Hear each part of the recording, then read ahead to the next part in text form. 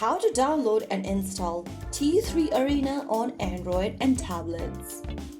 Hi everyone, welcome back to another video from Tech4Gamers. Today we will be learning how you can download and install the T3 Arena game on your Android device. This can be used for iOS devices as well.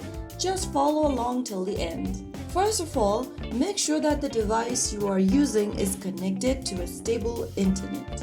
Once you are, go ahead and tap open your Google Play Store or your App Store.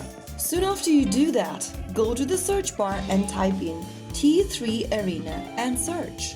From the search results, look for the T3 Arena game from XD Entertainment Limited. Now, click on Install to begin the download process. Wait until the application downloads, which will take a couple of minutes to complete. While downloading the app, make sure you have enough storage space.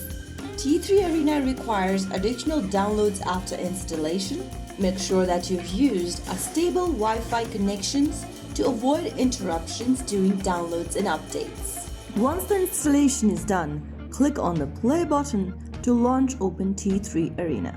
Accept the terms and conditions of T3 Arena, and this will start downloading additional resources to the game, and once it finishes, you can go ahead and start playing.